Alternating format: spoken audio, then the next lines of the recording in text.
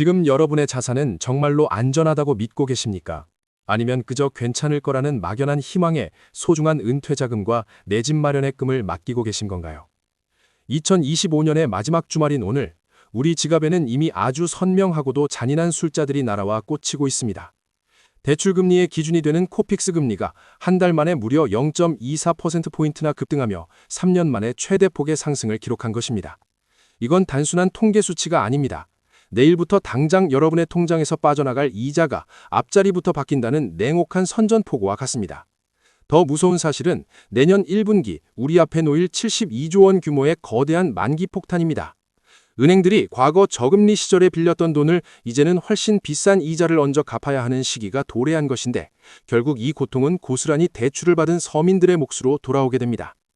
나라 밖 상황은 더 극적입니다. 환율은 최근 1,480원 근처까지 치솟으며 외환 위기 당시의 공포를 되살렸고, 정부는 최후의 보루인 국민연금의 달러 주머니까지 650억 달러 규모로 증액해 빌려쓰기로 했습니다. 정부가 100조 원을 풀고 한국은행이 1월 2일부터 뱅크런 대응 시스템을 본격 가동하는 이 기이한 풍경은 과연 무엇을 의미하는 걸까요? 오늘도 경제학에서 지금 이 순간 우리 경제 시스템의 혈관 속에서 무슨 일이 벌어지고 있는지, 그 이면의 경제 상식을 시각적으로 가장 명쾌하게 풀어드리겠습니다. 우리가 맞이한 이 마지막 주말의 고요함 뒤에는 정부의 절박한 움직임이 숨어 있습니다.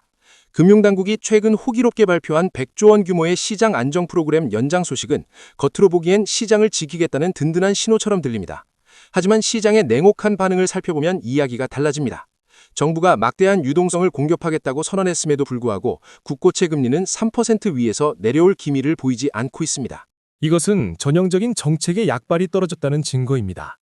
정부가 아무리 괜찮다고 소리쳐도 실제 돈을 굴리는 채권 시장의 큰 손들은 이미 위험을 감지하고 발을 빼고 있다는 뜻입니다. 기준금리보다 시장금리가 훨씬 높게 유지된다는 것은 향후 경기 상황이 그만큼 불안정하다는 시장의 자백과도 같습니다. 지금 당국의 개입은 마치 깨진 독에 물을 붓는 형국이나 다름없습니다. 이미 작년부터 지속된 프로그램임에도 불구하고 시장 안정화는커녕 금리 하방 경직성만 강화되고 있는 상황입니다. 이건 단순한 금리의 변동이 아닙니다. 우리 금융 시스템의 기초 체력이 바닥났음을 의미하는 아주 무거운 신호입니다. 특히 장기 금리까지 요동치는 모습은 우리 경제에 대한 장기적인 신뢰가 뿌리째 흔들리고 있다는 증거입니다. 진짜 무서운 사실은 이 100조 원이라는 거금조차 실제 위기의 규모를 덮기에 턱없이 부족할 수도 있다는 공포입니다. 정부가 시장을 완벽히 통제하고 있다는 착각에서 이제는 벗어나야 합니다. 지금의 고금리 고착화 현상은 단순히 외부 요인이 아니라 우리 경제 내부의 부실이 골마터지기 직전임을 보여주는 선명한 경고등입니다. 정부는 필요시 과감하게 조치를 시행하겠다고 말하지만 그 과감함이 시장에는 오히려 절박함으로 읽히고 있습니다. 여러분은 이 100조 원이 여러분의 주택담보대출 금리를 낮춰줄 것이라 믿으십니까? 오히려 채권 발행 물량이 쏟아지면서 시중금리를 더 밀어올리는 치명적인 부작용을 낳고 있는 것이 현실입니다. 금융당국이 엄중하게 주시한다는 말은 이제 더 이상 시장에 먹히지 않는 공허한 메아리가 되었습니다. 그런데 말입니다. 이 금리 상황보다 훨씬 더 끔찍한 진실이 우리를 기다리고 있습니다. 당장 내년 1월부터 우리 앞에 놓일 수십조 원 단위의 만기 폭탄이 바로 그 정체입니다. 그 압도적인 숫자의 실체가 무엇인지, 왜 우리가 이 마지막 주말에 긴장해야 하는지, 그 구체적인 이유를 하나씩 짚어보겠습니다. 내년 1분기가 되면 우리는 그동안 겪어보지 못한 거대한 유동성의 장벽에 부딪히게 됩니다. 지금 정부가 발표한 숫자를 그냥 단순히 큰돈이라고 생각하시면 곤란합니다. 이 숫자의 이면에는 은행채 52조 8천억 원과 여전채 19조 6천억 원이라는 구체적이고도 파괴적인 실체가 숨어 있거든요. 특히 은행채의 경우 과거 평균보다 무려 25%나 많은 물량이 한꺼번에 쏟아져 나오는 상황입니다. 이게 왜 재앙의 시작일까요? 채권은 만기가 돌아오면 반드시 갚거나 아니면 더 높은 이자를 얹어서 다시 발행하는 차환 과정을 거쳐야 합니다. 불과 몇 년 전 저금리 시절에 발행했던 채권들을 이제는 3%가 훌쩍 넘는 고금리로 다시 찍어내야 한다는 뜻입니다. 은행 입장에서 조달 비용이 이렇게 급격하게 늘어나는데 대출 금리를 낮출 수 있겠습니까? 절대 불가능합니다. 결국 은행은 자신들의 생존을 위해 그 비용 부담을 고스란히 대출자들에게 떠넘길 수밖에 없는 구조입니다. 이것은 선택의 문제가 아니라 생존을 위한 냉혹한 산식입니다. 더욱 심각한 지점은 이 고통이 1분기로 끝나지 않는다는 사실입니다. 데이터를 면밀히 분석해보면 내년 2분기에는 은행 채물량이 60조 원에 육박하고 연말까지 이런 흐름이 계속 이어집니다. 일회성 위기가 아니라 연중 내내 지속되는 고금리 압박이라는 말입니다. 소위 말하는 돌려막기식 자금 운용이 이제는 한계점에 도달하고 있습니다. 갈증을 해소하기 위해 독약을 마시는 심정으로 채권을 발행하고 있지만 그 독기운은 조만간 우리 경제 전반으로 퍼져나갈 것입니다. 카드사나 캐피털사가 발행하는 여전채 상황은 더욱 처참합니다. 이들은 은행보다 신용도가 낮기 때문에 훨씬 더 비싼 이자를 치러야 돈을 구해올 수 있습니다. 서민들이 주로 이용하는 카드론이나 현금 서비스 금리가 왜 천정부지로 치솟는지 이제 이해가 되실 겁니다. 자금 조달의 입구가 막히니 출구에서는 비명이 터져나오는 것이 당연한 이치입니다. 이것이 바로 우리가 직면한 거대한 빚의 잔치입니다. 은행들이 이렇게까지 무리하게 채권을 발행한다는 것은 그만큼 내부 유동성이 말라가고 있다는 반증입니다. 여기에 여전채 물량까지 더해지면 시중 자금은 말 그대로 씨가 마를 수밖에 없습니다. 대형 은행조차 자금 확보에 혈안이 되어 있는 상황에서 중소기업이나 일반 가게라 돈을 빌리기는 하늘의 별 따기가 될 것입니다. 결국 이 모든 압력은 가게와 기업의 숨통을 조여오는 올가미가 되어 돌아오고 있습니다. 경제라는 생태계에서 자금의 혈맥이 막히는 것은 곧 심정지를 예고하는 시그널과 같습니다. 정부가 애써 태어난 척하지만 내부적으로는 이미 비상벨이 울린 지 오래입니다. 그런데 이런 자금 경색의 공포는 비단 금융권만의 문제가 아닙니다. 대한민국을 지탱하는 거대 기업들조차 지금 신용의 벼랑 끝으로 내몰리고 있거든요. 소리 없이 다가오는 기업 신용 위험의 진짜 징후인 크레딧 스프레드의 실체를 들여다볼 필요가 있습니다. 금융시장의 체력을 측정하는 가장 정교한 척도 중 하나가 바로 이 크레딧 스프레드입니다. 쉽게 말해 국가가 발행하는 채권과 기업이 발행하는 채권의 금리 격차를 의미하는데 지금 이 수치가 우리에게 보내는 신호는 그야말로 경악스럽습니다. 최근 국고채와 회사채의 스프레드가 0.5%를 돌파했습니다. 지난달까지만 해도 안정적으로 관리되던 이 격차가 단숨에 번져졌다는 것은 시장이 기업들의 부도 위험을 그만큼 높게 보고 있다는 고백입니다. 국가가 발행하는 채권보다 기업의 채권을 살 때 훨씬 더 많은 이자를 요구한다는 것은 시장에 돈이 돌지 않는 신용경색이 시작되었다는 뜻입니다. 지금 대한민국을 대표하는 굴지의 대기업들조차 채권 발행을 연기하거나 눈치를 보고 있는 실정입니다. 대기업들이 자금 조달에 비상이 걸렸다면 그 아래에 있는 중견기업과 중소기업들의 처지는 굳이 설명하지 않아도 불보듯 뻔한 일입니다. 시장에서 돈의 흐름은 혈액과 같아서 가장 건강한 곳부터 막히기 시작하면 말단세포들은 괴사할 수밖에 없습니다. 크레딧 스프레드가 확대된다는 것은 단순히 이자를 더 많이 낸다는 차원을 넘어 신용 위험이 시스템 전반으로 전이되고 있음을 시사합니다. 투자자들이 안전자산인 국채로만 숨어들고 기업의 약속이나 채권은 거들떠보지도 않는 상황이 지속되면 결국 건실한 기업들까지 흑자도산의 위기에 내몰리게 됩니다. 지금 우리가 목격하고 있는 이 숫자는 단순한 통계가 아니라 경제 생태계의 붕괴를 알리는 조종과도 같습니다. 기업들이 현금을 확보하기 위해 고군분투하면서 시중의 유동성을 빨아들이고 그 결과 금리는 더욱 상방 압력을 받게 되는 악순환의 고리에 빠져들었습니다. 돈을 빌려야 하는 기업 입장에서는 이자 부담 때문에 투자를 포기하고 이는 다시 경기 침체로 이어지는 전형적인 불황의 전조 증상입니다. 여러분이 다니는 회사 혹은 여러분이 투자한 기업들의 재무 구조가 이 거대한 금리 격차를 견뎌낼 만큼 탄탄한지 반드시 점검해 보셔야 합니다. 대기업들마저 자금 조달 창구를 닫고 현금 확보에 열을 올리는 모습은 향후 다가올 폭풍이 예사롭지 않음을 암시합니다. 신용도가 우량한 기업들조차 높은 이자를 제시해야 겨우 채권을 팔 수 있는 상황에서 일반적인 서민금융이 온전할 리 없습니다. 돈의 가격인 금리가 신용도에 따라 차별적으로 치솟는 형상은 결국 사회 전반의 비용 상승으로 이어질 것입니다. 이것은 기업들만의 리그가 아니라 여러분의 일자리와 소득에 직접적인 타격을 주는 실존적인 위협입니다. 그런데 기업들이 이렇게 비명을 지르고 있는 사이 우리 개인들에게는 더 직접적이고 잔인한 숫자가 날아들었습니다. 바로 우리 집 대출이자를 결정짓는 코픽스 금리입니다. 이 고통의 화살은 이제 우리 개개인의 안방까지 날아왔습니다.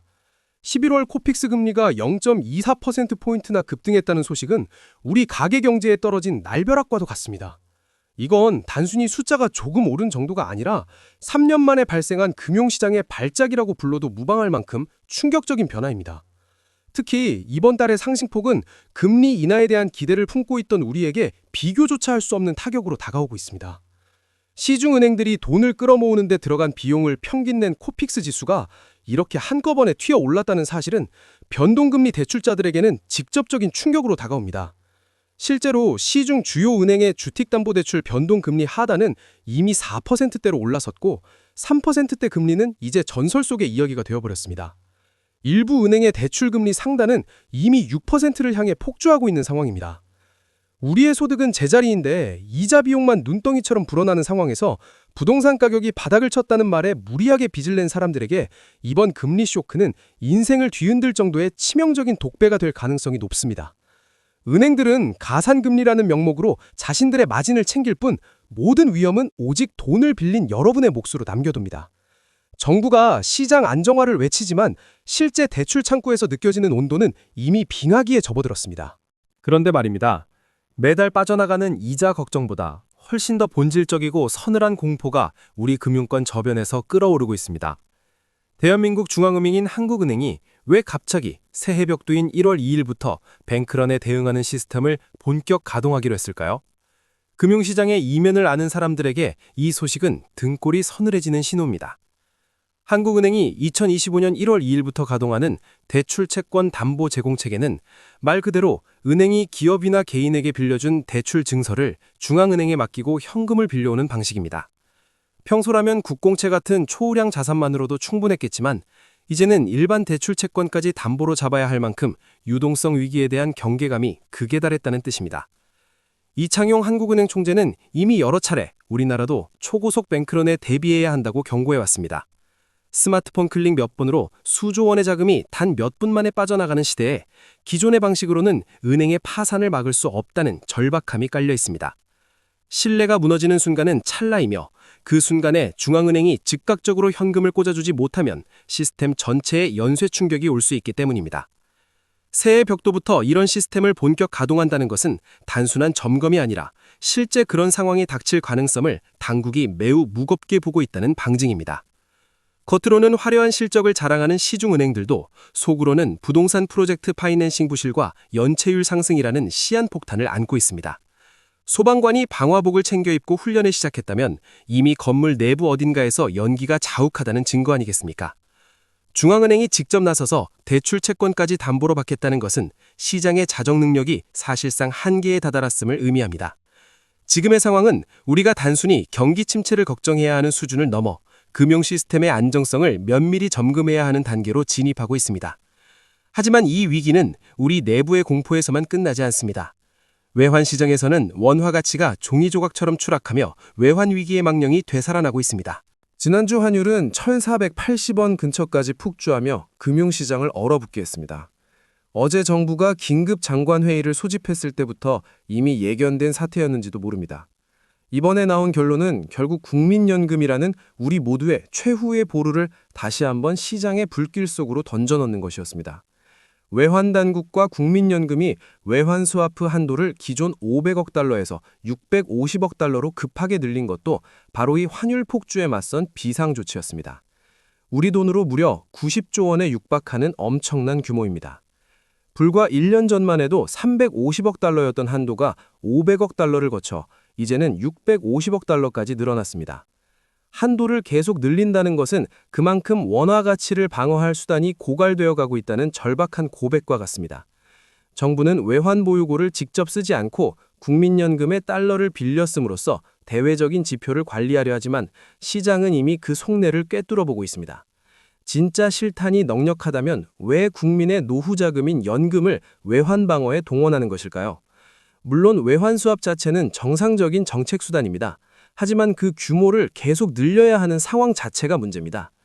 국민연금이 해외 투자를 위해 달러를 사야 할 때 시장에서 직접 사지 않고 한국은행에서 빌려 쓰게 되면 달러 수요가 줄어드는 효과는 분명히 있습니다. 하지만 이건 어디까지나 장부상의 착시일 뿐 근본적인 원화 가치 하락을 막아낼 수는 없습니다. 실제로 이런 강력한 대책이 나온 직후 환율은 1,480원까지 치솟았다가 긴급조치 이후 현재 1,440원대로 숨을 고르고 있지만 이 급격한 요동 자체가 우리 경제의 뼈아픈 현실입니다. 시장은 이미 정책 여력이 제한적임을 알고 언제든 다시 높은 환율을 겨냥하며 베팅을 이어갈 준비를 하고 있습니다. 국민의 노후를 책임져야 할 연금이 환율 방어의 최전선에 투입되고 있다는 현실에 소름이 돋지 않으십니까? 환율이 최근 겪은 이 극심한 변동의 역사적 무게는 실로 어마어마합니다.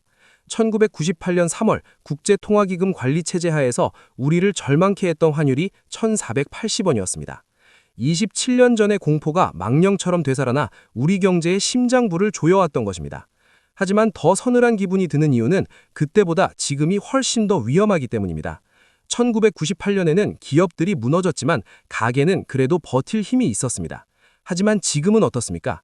전 세계에서 가장 높은 수준의 가계부채를 짊어진 우리 국민들은 이미 금리 0.1% 상승에도 숨이 멎을 듯한 고통을 느끼고 있습니다. 기업은 물론이고 국가와 가계가 모두 빚더미에 올라앉은 삼중고의 상황에서 환율까지 폭주한다면 그 결과는 상상조차 하기 싫은 참혹한 현실이 될 것입니다.